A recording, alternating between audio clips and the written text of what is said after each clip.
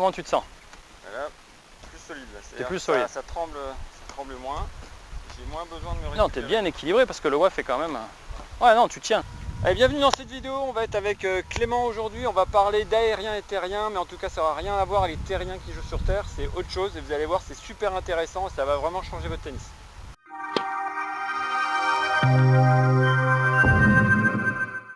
Allez, bienvenue. Donc, on va être avec Clément, qui est un spécialiste de la motricité. Salut Clément. Salut.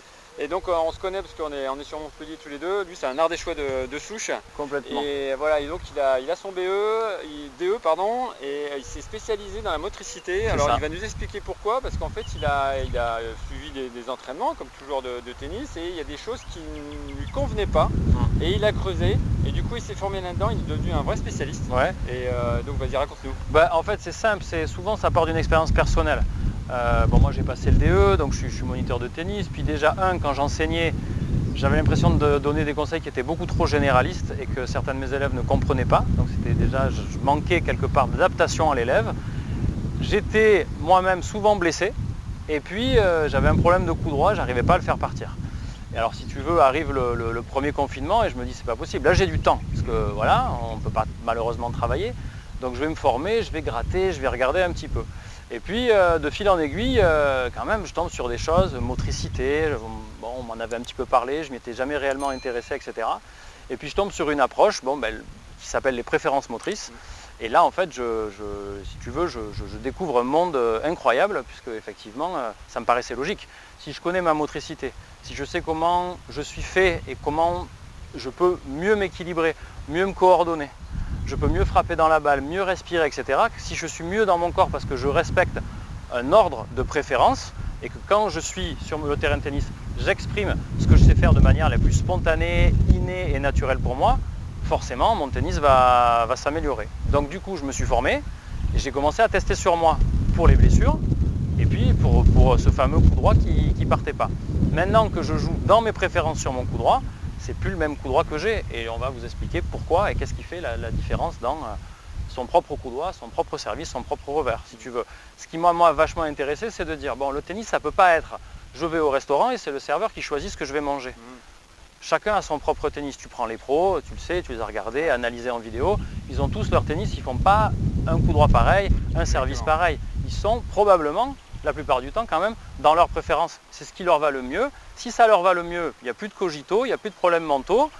Le coup droit il sort, le jeu il sort, les patrons de jeu ils sont en place et on s'éclate parce que tout est spontané, tout est plus naturel, tout va plus vite et il y a beaucoup plus de plaisir. C'est ça, c'est de jouer le tennis naturel, comme tu disais, préférence motrice.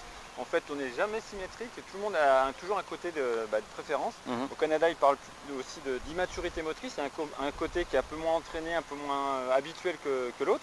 Et donc, effectivement, alors quand ça revient, quand on voit des fois sur Internet, on va vous apprendre le coup droit de Federer.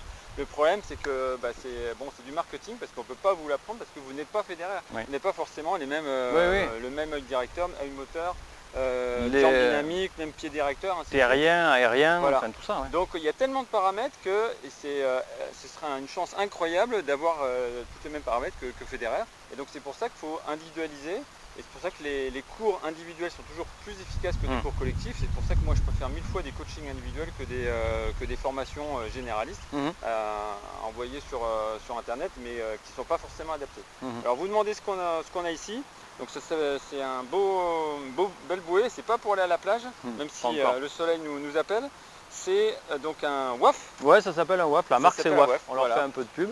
Et donc c'est pour faire un test sur aérien et terrien, on va vous parler de ça, il va nous le définir ça, et après on vous montre des tests avec cet objet-là. Bon, tout le monde ne l'a pas, on vous montrera un test après que vous pouvez faire chez vous juste après la vidéo. Ouais. Alors aérien et terrien. Alors, si tu veux, en motricité, en tout cas en préférence motrice, parce que là on va parler préférence motrice aujourd'hui, on ne va pas parler forcément des réflexes primitifs, des réflexes archaïques, de la brain gym, des somatiques, etc. On va parler d'un courant, si tu veux, qui est très intéressant, parce qu'il permet déjà d'individualiser. Donc les préférences motrices, on l'a un petit peu défini en introduction, c'est où est-ce que moi je suis le plus à l'aise quand je m'exprime. Est-ce que, par exemple, il va falloir que je tienne mes coudes un peu plus loin de mon corps? Est-ce qu'il va falloir que je les rapproche? Est-ce que j'aime jouer près? Est-ce que j'aime jouer loin? Quelle est l'épaule avec laquelle j'engage les mouvements, etc., etc. Quel est mon œil, ma vision? Tu en as parlé. Mais surtout, la première grande différence qu'on va observer chez les joueurs, c'est est-ce qu'ils sont terriens ou aériens? Alors, On est terrien, on est aérien. Heureusement, on n'est pas que ça. Il y a plusieurs profils dans les terriens et les aériens. Donc, dire qu'on est terrien et aérien, c'est bien, c'est un premier croisement, si tu veux, une première patte pour s'orienter. C'est important de le savoir. On va voir pourquoi. Mais il y a des différences. Alors, la définition, on va dire, du terrien. Le terrien, c'est quelqu'un qui va se préparer derrière pour agir devant. C'est-à-dire qu'un terrien, en marche, en course, c'est d'habitude les tests que je fais, je regarde marcher les gens, je regarde courir les gens. Souvent, évidemment, les terriens, à la différence des aériens, ils se retrouvent, alors je me mets un peu de profil, ils se retrouvent à mettre le poids sur l'arrière et à fléchir les jambes. Ils sont bons dans l'inflexion et ils sont bons quand ils commencent leur mouvement par mettre les masses sur l'arrière. À l'inverse des aériens, pour schématiser, c'est, vous savez, le sauteur à ski, qui lui se met penché, raide sur l'avant, en tout cas un peu plus rigide, avec le poids du corps sur les avant-pieds. Donc nous, on va faire déjà un premier test pour savoir si tu es plutôt, ton équilibre, tu le trouves plus derrière ou si tu le trouves plus sur l'avant. Allez, on y va. Donc je t'aide à monter, peut-être. Tu peux prendre appui sur moi. Ok, et là tu vas commencer en terrien, c'est-à-dire que tu vas faire une flexion arrière et tu vas mettre, voilà. Maintenant ce que je vais faire, je te tiens très très légèrement, et puis je vais mettre un coup de pied dans le WAF et on va voir si tu as un bon gainage. Comment tu te sens? Ça va, mais ça part un peu... ça part un peu... Et là je te lâche. Ouais.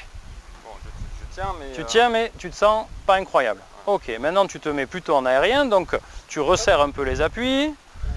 Et tu mets sauteur à ski, voilà, tout tient. Donc c'est-à-dire que là, Fab, normalement, s'il le fait bien, il est sur les avant-pieds sans décoller les talons, c'est-à-dire que voilà. Et puis là, je vais le mettre.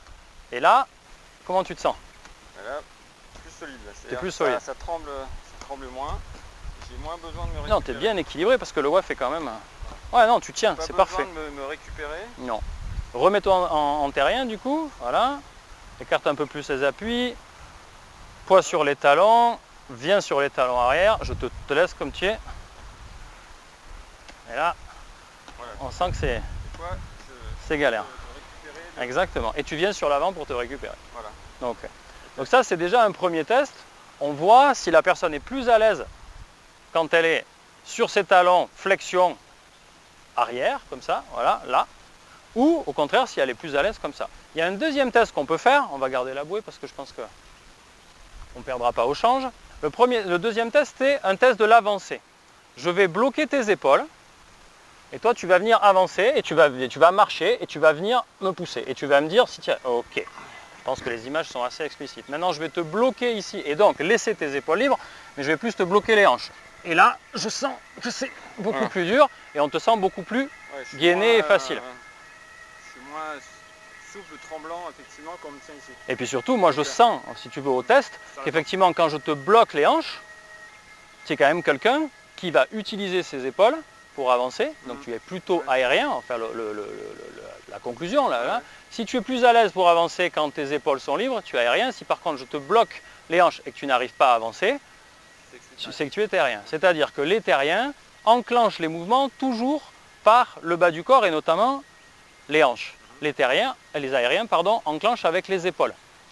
Première chose déjà importante au tennis, c'est que ce qui va calibrer le placement par rapport à la balle d'un aérien, c'est cette possibilité d'avancer les épaules pour faire une extension. Ce qui va caractériser un terrien, ça va être plutôt de rouler, d'avoir un modèle plutôt pouli, à l'inverse d'un modèle de ressort pour un aérien, avec un temps très court pour un aérien d'appui au sol, avec plutôt une extension du haut plus rebond avant-pied, alors qu'un terrien va aimer s'ancrer, le fameux ancrage, et va être beaucoup plus dans la translation, le rouler, la poulie, la pousser vers l'avant. Tu vois, c'est le fameux traverse la balle. Traverse la balle. Ça veut dire que les terriens, en règle générale, si on prend le grand cluster des terriens, ils sont beaucoup plus à l'aise pour se préparer derrière, courir vers l'avant. Donc ils aiment bien, en règle générale, courir vers l'avant. Et quand on dit terrien en terre battue, c'est des gens qui vont aimer se tenir plutôt loin sur le terrain parce qu'ils ont de grandes capacités à venir chercher vers l'avant, parce qu'ils vont utiliser tous ces muscles-là devant. Par contre, les aériens vont utiliser préférentiellement les muscles arrière et ils vont être beaucoup plus faciles pour eux de reculer et de prendre balle montante, naturellement je parle, en rebond, comme ça, avec une extension du buste.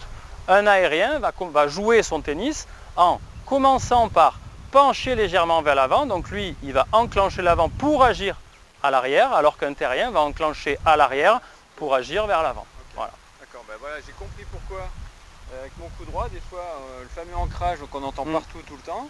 Donc quand on est là, quand vous êtes ici et puis pouf, ça sort pas, vous êtes complètement enterré, finalement ça gicle pas, vous m'avez envie dans le bas du filet, bah, ça veut dire que vous n'êtes pas terrien. Exactement. Et voilà, on a fait le test déjà avant, j'ai senti vraiment la différence, j'ai découvert un truc à 50 balais finalement, et en fait, et ça reprenait en fait ce que je faisais à 20 ans finalement naturellement, souvent les préférences. Ça exprime naturellement, voilà, bien sûr. On les exprime naturellement et on a tendance à les réprimer par rapport à ce qu'on nous dit à l'entraînement ou ce qu'on voit à la télé. C'est vrai, c'est vrai. On a des modèles. Si tu veux, les préférences, c'est entre guillemets l'anti-modèle. Alors le modèle dominant de la fusée à 3, 4 étages, il faut prendre l'énergie au sol pour la restituer. Ça c'est très bien, ça va marcher dans 50% des cas avec des joueurs qui sont terriens et s'ils sont très terriens, ça va super bien marcher. Mais dire à un aérien, il faut que tu viennes faire de l'ancrage, donc un temps long au sol avec prends l'énergie et puis ça part de ton pied, ça remonte par la hanche, etc. Ça c'est quelque chose d'éminemment terrien. Un aérien, lui, ses mouvements sont enclenchés par le haut. On l'a vu en marche, enfin, dans ta poussée. Et c'est ce que moi, quand je fais les tests, je vois. Je vois que les gens vont courir. Je ne sais pas si je peux peut-être courir un peu, mais du coup, moi, je suis très aérien. Donc je cours comme ça, en rebond. Voilà. Alors je le refais. Je sors, je rebondis sur l'avant et mon centre de masse finalement est très à la verticale. Tu vois. Et puis les terriens vont marcher plutôt comme ça en enclenchant le bas en étant sur l'arrière. Alors là je schématise. Et puis un aérien lui va marcher penché puis il va faire ça. Finalement il va créer des déséquilibres comme ça. Donc ça se voit en course, ça se voit en marche. Et puis ça se voit sur le terrain où tu as des gens, c'est mon cas, moi je suis très aérien. Du coup je suis obligé de faire un coup droit. Je viens sur l'avant-pied droit et je fais une extension du haut. Et donc du coup mon bras part et j'ai besoin de jouer loin en coup droit par exemple. Alors que tu as des joueurs qui vont jouer plus près avec un coude ici, ils vont aimer jouer coudé et pas du tout aimer jouer avec un bras très détendu, enfin détendu au sens où très en extension, tu vois. Voilà. Alors du coup, ça pourrait faire le test à votre prochain entraînement quand vous avez une balle qui est très très longue. Par exemple, vous êtes une balle bien bombée, très longue, vous devez reculer. Essayez de voir si vous êtes mieux en descendant, en faisant un petit effet ressort, enfin pas ressort mais d'amorti et ancrage poussé, ou alors si vous êtes mieux en faisant un petit rebond très sec pour pouvoir renvoyer. Essayez de voir dans quel cas vous avez plus d'énergie. Et si c'est avec le petit rebond, vous êtes aérien. Si vous êtes mieux en étant bien ancré, bien stabilisé au sol, ce sera plus si vous aimez le temps long au sol, probablement vous êtes terrien. À moins que vous ne jouez pas dans votre préférence, mais ce n'est quelque part pas grave si vous êtes à l'aise. On ne va pas révolutionner le tennis de quelqu'un, on ne va pas tout casser pour tout reprendre. Si effectivement, originellement, ce n'est pas ma préférence, mais que je m'y suis adapté et bien adapté, ça veut dire qu'on ne va pas toucher quelque chose qui fonctionne. Par contre, on peut essayer de voir dans d'autres situations si là, j'ai pas plutôt intérêt à faire du rebond plutôt que de l'ancrage par exemple. Et donc là, sachez que c'est les pépites là que vous avez parce que en fait, même j'ai discuté avec un étudiant en DES GEPS, donc c'est le niveau 2, et ces histoires de préférence, ils ont eu très peu d'informations. Et donc donc la plupart des pros normalement doivent connaître ça, mais c'est même pas dit qu'ils ont fait la recherche suffisamment loin. Donc vous avez peut-être des fois plus d'infos là que des pros qui sont dans la tapée 200. Donc du coup, vous pourrez mieux comprendre votre tennis, pourquoi des fois vous ratez.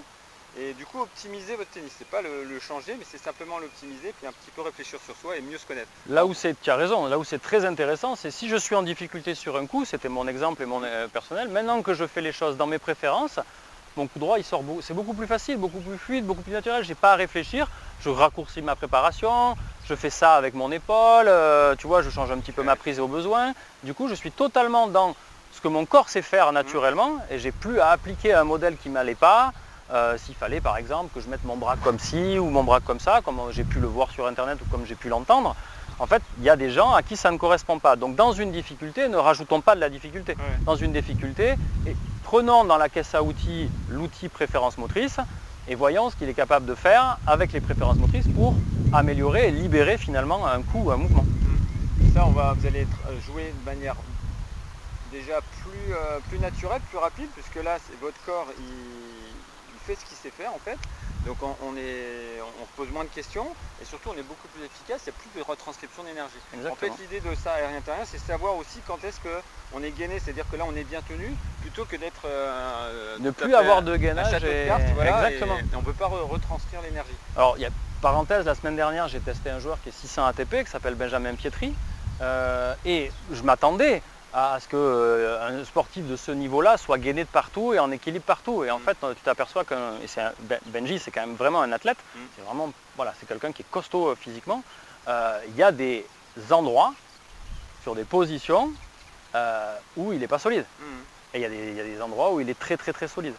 Mais même un pro comme ça, qui s'entraîne tous les jours, qui fait son renforcement, qui fait sa muscu, qui fait ci, qui fait ça, il sent bien, même lui, hein, quand on en discute, les joueurs, ils savent où ils sont en difficulté et qu'est-ce qu'ils ont envie de faire. Est-ce qu'ils ont envie d'optimiser? Est-ce qu'ils ont envie de gommer certaines difficultés?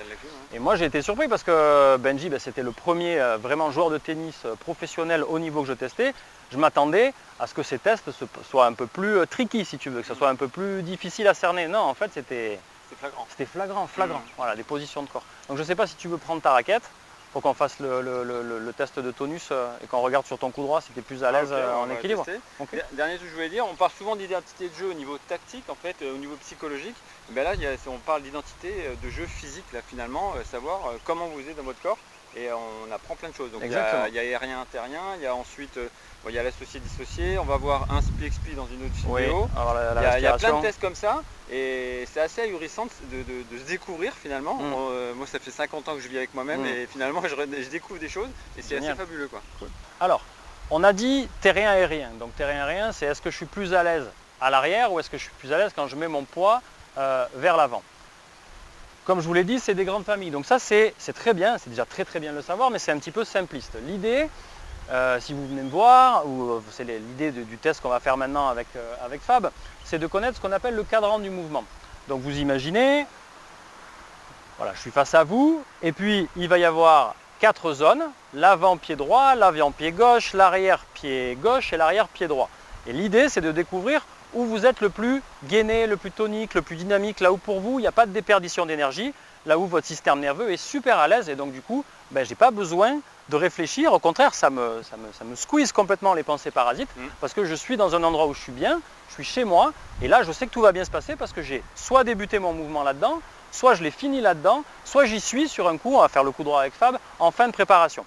Donc je vais demander à Fab de prendre une position de coup droit, je vais lui demander de faire son coup droit idéal par exemple. Donc mime un coup droit et mets-toi en fin de prépa. Ok, super. Là, tu vas mettre ton poids sur l'avant du pied à droite et je vais faire un test de tonus avec Fab, je vais le tester, je vais lui demander de se gainer au maximum et de me résister. Et on va voir s'il est solide.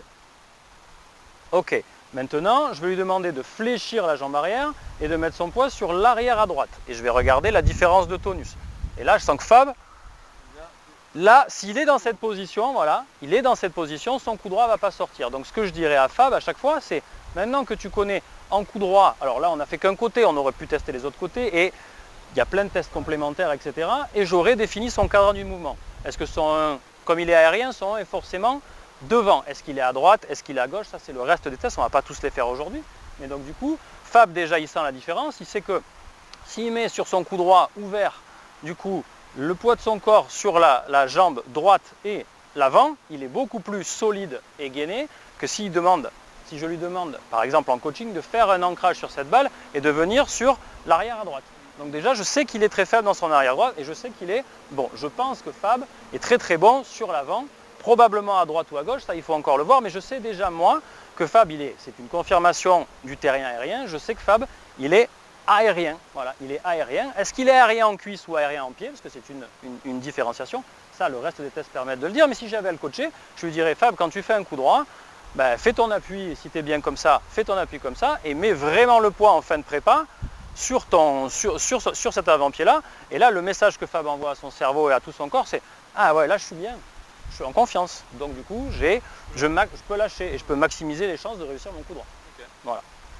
Les deux grandes catégories aérien-terrien, donc avant-pied ou plutôt talon, et puis en sous-catégorie, donc droite-gauche. Voilà, alors ça fait les 4 cases. Ça fait 4 cases, ouais. Les deux pieds, là, avant, arrière. Donc il y a plein de combinaisons comme ça. Et puis au final, il y a finalement 16 profils moteurs, je précise, 16 profils moteurs dominants. Donc il y a 8 aériens, 8 terriens. Ça, on détermine le profil moteur dominant et puis ensuite on peut monter ou descendre. Voilà, on peut devenir plus terrien que soi-même, on peut devenir plus aérien que soi-même en fonction des besoins, des blessures, des situations, etc. L'idée, c'est une fois que j'ai le cadran du mouvement, je sais ma façon de réagir maximale, voilà, je sais comment répondre à une balle dans mes préférences. Et puis, si j'y suis pas, je connais à l'inverse ce qu'il faut que je travaille, au cas où dans un match ou à l'entraînement, je me retrouve dans une situation que je n'apprécie pas particulièrement, mais j'apporte la meilleure réponse possible. Et puis, si j'ai besoin de descendre d'un cran en aérien ou de monter d'un cran en aérien ou de descendre d'un cran en terrien par rapport à où j'en suis à l'instant T, donc mon schéma moteur dominant, je peux le travailler sur le terrain, en renforcement musculaire, en visualisation ou autre. Alors par exemple, travailler qu'en aérien, si on veut le renforcer, on va plus travailler tout ce qui est masse ressort, rebond, montée de genoux, tout ce qui fait tendu, voilà, tout ce qui fait du rebond, donc à l'extrême corde à sauter, échelle de rythme, montée d'escalier, qu'est-ce que tu vas avoir, course en descente où tu vas faire du rebond, tu vas faire des montées de genoux, voilà, tout ce qui facilite l'extension et le rebond. Et à l'inverse, si tu fais un squat ou si tu fais des fentes ou si tu fais de la course en côte ou de la course si tu veux sur des pentes légèrement inclinées, tu vas travailler plus toute l'activation de tes chaînes musculaires antérieures et tu vas pousser, faire de la propulsion. Donc du coup là tu es plus dans un schéma terrien. Ceci dit, tu peux très bien faire des fentes en aérien, c'est-à-dire en pliant très très peu, ou faire des 3/4 de squat.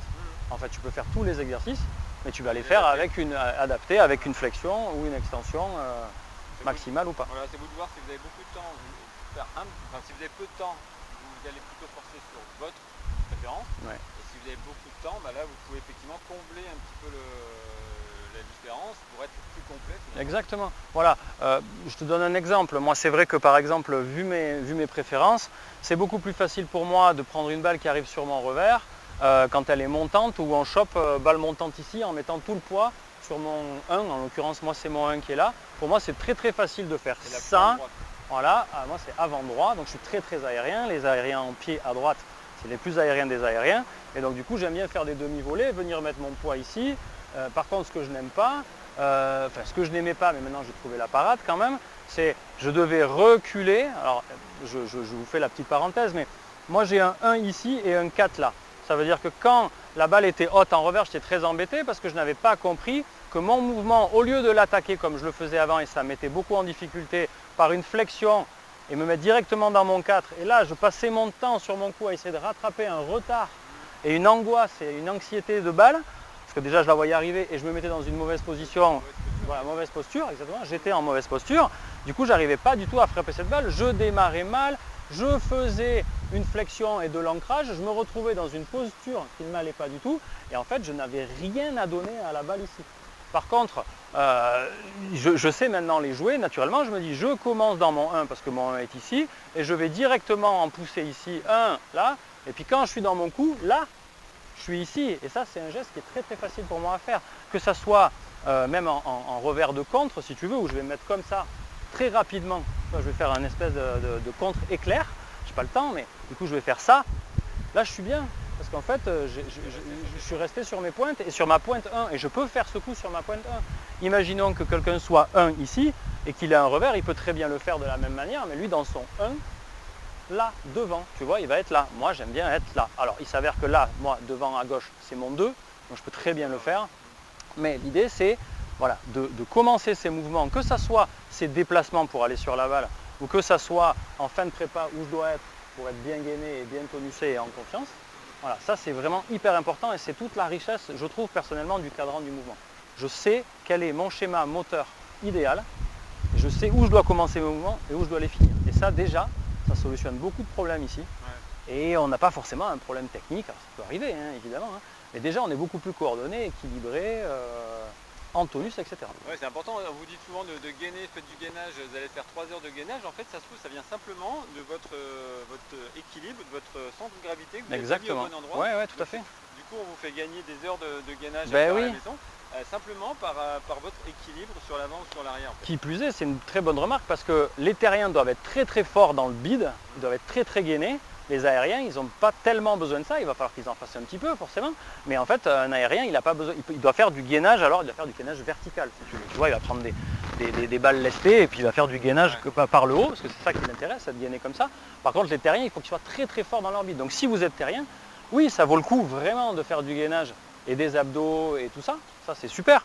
Pour un aérien, c'est moins intéressant. Donc si vous êtes à l'envers de votre schéma, et peut-être que vous allez même vous blesser. D'ailleurs, vous allez renforcer quelque chose à l'extrême qui ne vous correspond pas. Donc c'est voilà, c'est tout un équilibre qu'il faut trouver. Alors du coup, si vous voulez aller plus loin dans votre connaissance, vous pourrez contacter Clément, je vous mettrai tout ce qu'il faut dans la description pour aller bien plus loin, et on va faire d'autres vidéos encore pour vous parler d'autres systèmes. Oui. Mais en tout cas, le résumé ou la ligne directrice, c'est savoir comment on est bien tenu, bien gainé à la fin de la préparation, parce que c'est là qu'on va envoyer, et donc ça dépend de plein de paramètres. Exactement. Ouais. Merci, on espère que cette vidéo vous a plu. Donc vous pouvez acheter un coussin WAF, mais sinon vous pouvez faire les tests sans, ou sinon vous en servirez à la piscine. Exactement. Ciao. Donc n'hésitez pas aussi à vous abonner à ma newsletter, vous pouvez avoir en cadeau 70 fonds d'écran spécial tennis et plus de 50 fiches pratiques concernant le tennis également. Donc vous avez largement de quoi trouver votre bonheur. Donc je mets le lien juste en dessous dans la description. Si tu veux accélérer ta progression et casser tes limites, n'hésite pas à me contacter. J'ai 40 ans de tennis derrière moi avec environ 1200 matchs joués et une expérience de 25 ans d'enseignement. Donc j'ai tous les outils pour t'aider à devenir un joueur accompli.